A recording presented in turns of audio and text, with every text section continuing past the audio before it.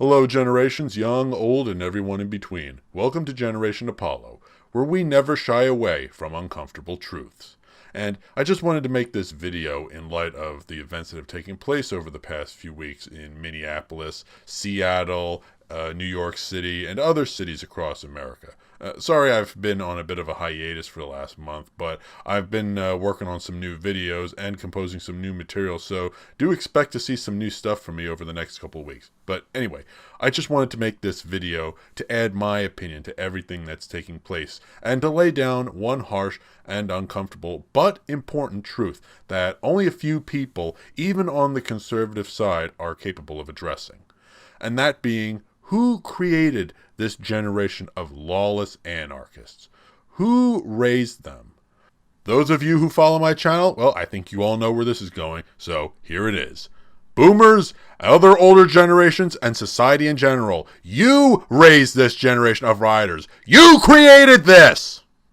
Yes, you elder generations created this by outsourcing your children's education to the state, because you didn't have time to raise them yourselves. And even when it became clear that the system was failing, and you complained, but you still didn't do anything to change it. And now we have hordes of rioting, communist sympathizing, indoctrinated, and brainwashed young thugs wreaking havoc in cities across the country. And I hear many of you older generations complaining about how horrible this new generation is. Well, let me just say that I am in no way defending the rioters. I absolutely agree that their behavior is horrible and inexcusable. But, as I've said before, who was it that raised them? You did, particularly you boomers. Your tax dollars funded this flawed societal system that created them. And now you're seeing the price of your inaction and failure to reform this system. But even with the fruits of your labor on display for all to see, some of you still lambast the young and refuse to do any self-reflection.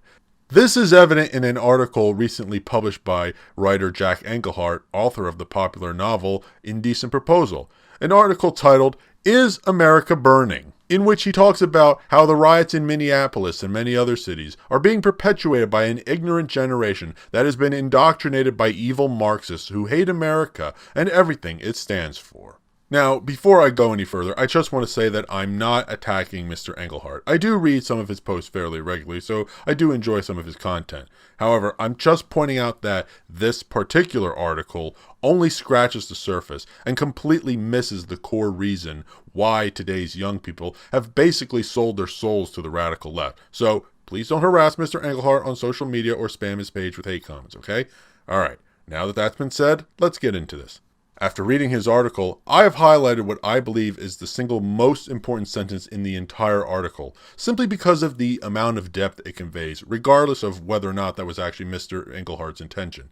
And that sentence is as follows: "A generation has arisen that has no respect for government, nor for laws, nor for religion, nor for neighbors, for elders, for decency, or for property." Okay, there's a lot to unpack in just that one statement alone. So, pull up a chair and grab some popcorn while I dissect this sentence one chunk at a time. Okay, first part, number one. No respect for government or laws? Well, of course young people don't respect authority, and why would they? Our elected leaders have consistently shown themselves to be corrupt, incompetent, weak, and cowardly. I mean, look at how the police in Minneapolis and Seattle retreated and allowed their own precincts to be taken by rioters. Yet, those same cops just a couple months ago were harassing individuals that dared to go outside by themselves for a walk during the lockdown, threatening them with ridiculous fines. Funny how the law always seems to have time and resources to go after innocent people for the dumbest and pettiest of infractions, but when they were faced with an actual emergency situation, they surrendered. And the politicians, particularly the Democrats, instead of projecting strength and maintaining order in their communities, they locked themselves away in their fortified little hiding holes while their cities burned. And who voted for these weak leaders? You did, older generations. And even when it became clear that neither of the big establishment parties were interested in solving our real problems, you older generations continued to vote for them again and again, thus rewarding them with long and very lucrative careers for doing jack shit. And all because you believe that an establishment, and only an establishment candidate, could solve our problems. Because that's what your television told you. Now, correct me if I'm wrong, but isn't trying the same failed approach over and over again while hoping to get a different result each time the very definition of the word insanity? Okay, next, part number 2, religion. Today's young don't respect religion because they're able to see the hypocrisy that's so prevalent in religious institutions. Organized religions have been more about amassing wealth and power over people rather than actually giving them true spiritual guidance. Although, to be fair, this has been a problem for centuries, so it's not a uniquely modern phenomenon. However, I still despise organized religion because organized religions are just like institutions in that they can and have been corrupted. But that doesn't mean that I don't believe in a higher power. Because the kind of surreal experiences, like feeling connected to the higher source that created this world and appreciating its wonder, those kind of experiences that I was told that I was supposed to feel in a church, I have felt those experiences while out in nature. I felt this experience while hiking in the woods, walking on the beach, or staring up at the night sky. You don't need to be in some building or follow a bunch of strange rituals to feel connected to the higher powers. If you simply find a peaceful place, removed from the distractions of modern life, and just stop and listen closely, in the silence, the world will speak to you. If I have figured this out, then so have many others. Okay, part 3, their neighbors and elders. Haven't we been over this already? I feel like we've been over this already, but anyway, I'll say it again. Like I said, the elders chose to let the state raise their kids because they were too lazy to do it themselves. And when it became clear that the young people were being indoctrinated rather than educated, did the elders pull them out of the schools like they said they would? No, they never followed through. The elders complained but ultimately did nothing.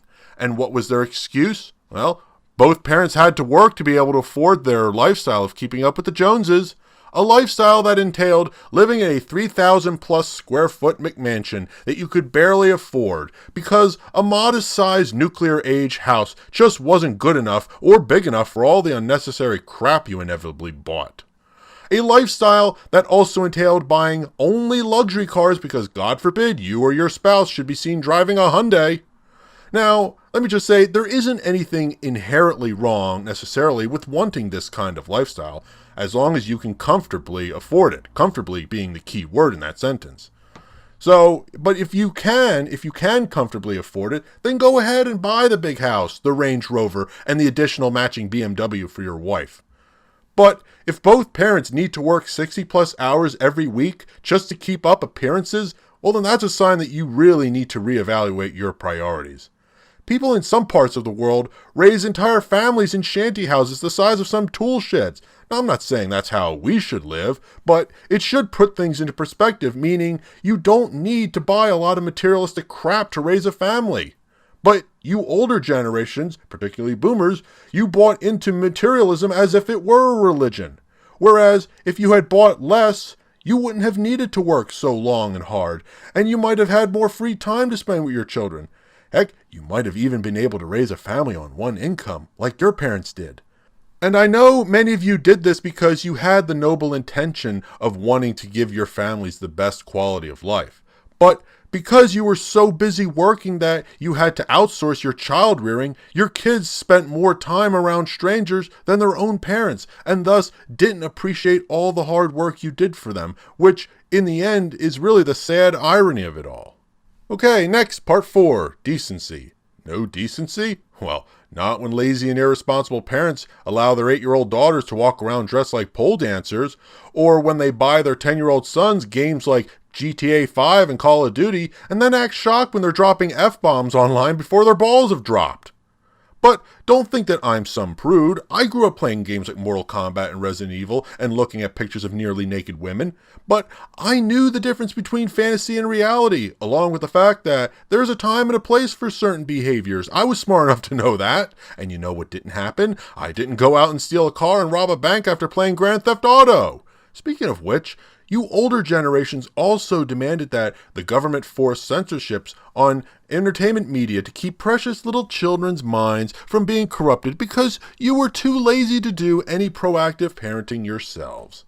Oh, you don't like what little Timmy is watching? Well, sounds like you need big government to protect the mind of your wonderful little spawn. Or, here's an idea, you could just unplug the damn TV!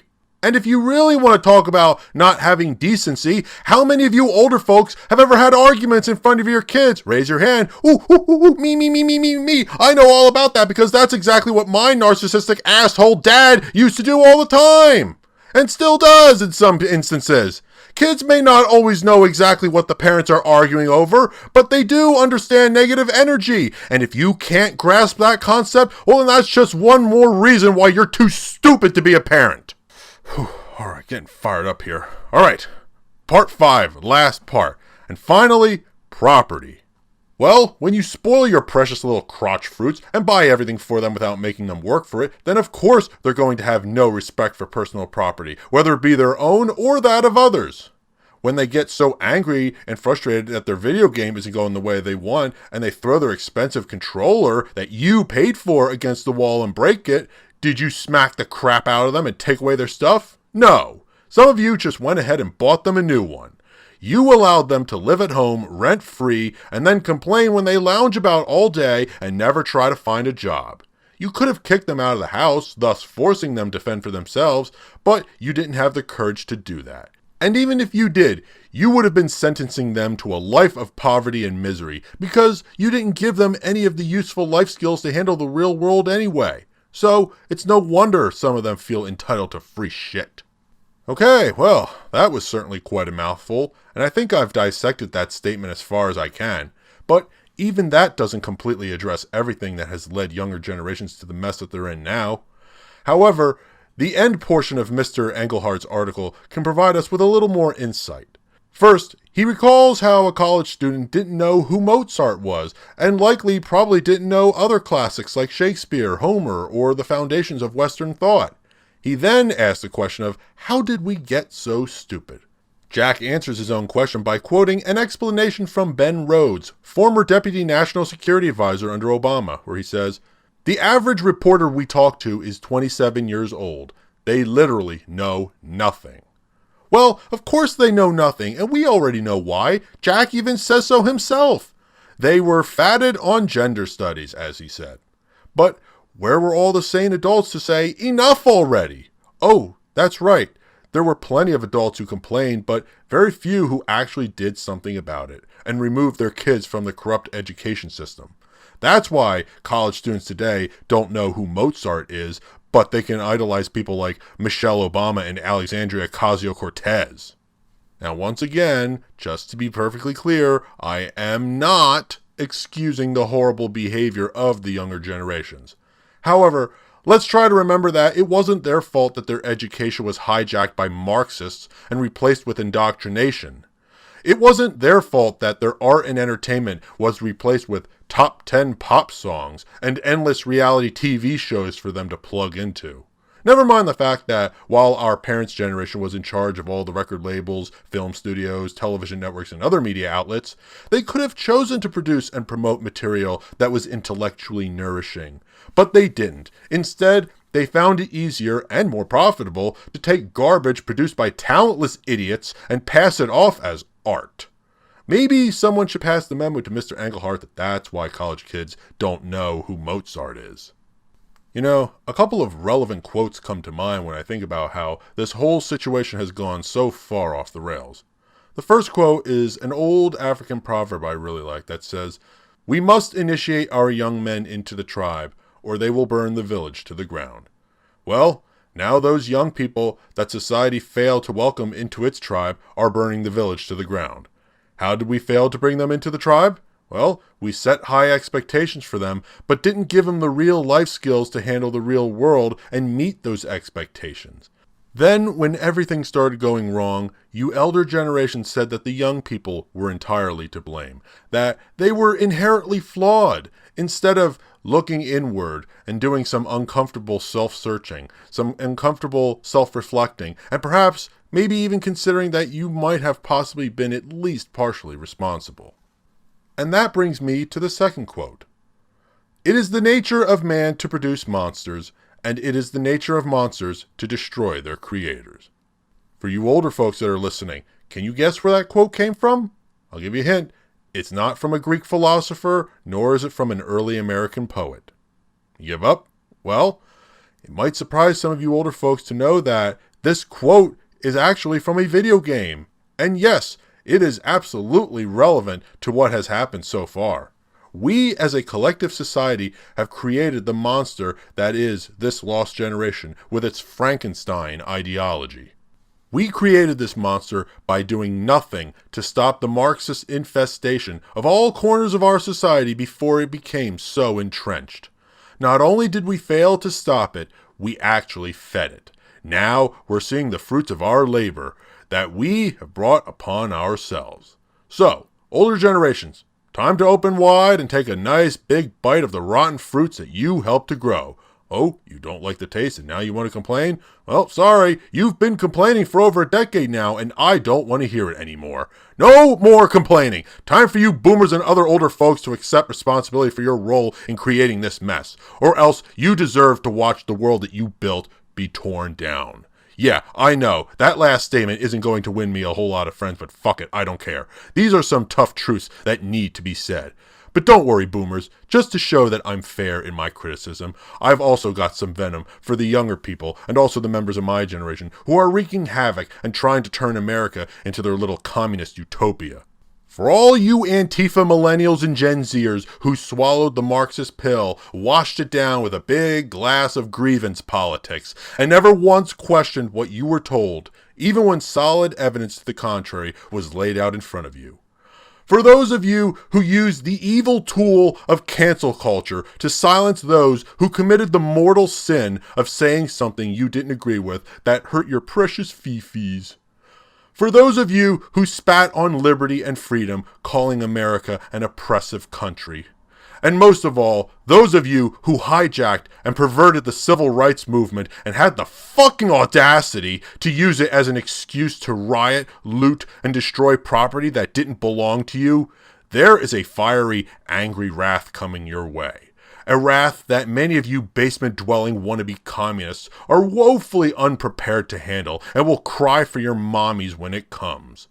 You'll all get yours in the end, and it'll be well deserved. So, between the rabid youths, the clueless arrogant elders who raised them, and the rest of the silent majority that stayed silent and let the crazies run everything, there are no inherently good people in all of this. Everyone bears some degree of responsibility. This is what happens when a society is willing to lie to its young people for profit and mortgage their futures in order to finance the present. Societies like that are doomed to fail, as we are now witnessing. So, for all you older generations who are saying that there's no saving this lost generation, I say if they really can't be saved, then neither can your legacy. And with that, I think I'll conclude today's video there. So, what do you all think? Can this lost generation be saved in any way? Can we still save City Hall before it completely burns? Or have we truly reached the flashpoint of no return? Post your thoughts in the comments. Let me know, and if you enjoyed this video, please subscribe, like, and share to help this channel grow. Also, don't forget to follow me on BitChute, Twitter, and Minds.com. The links are in the description. And lastly, I'll include the link to Mr. Jack Englehart's article for those of you who are interested in reading it. That'll also be in the description as well. So thank you for watching, and thank you again for tuning in to Generation Apollo.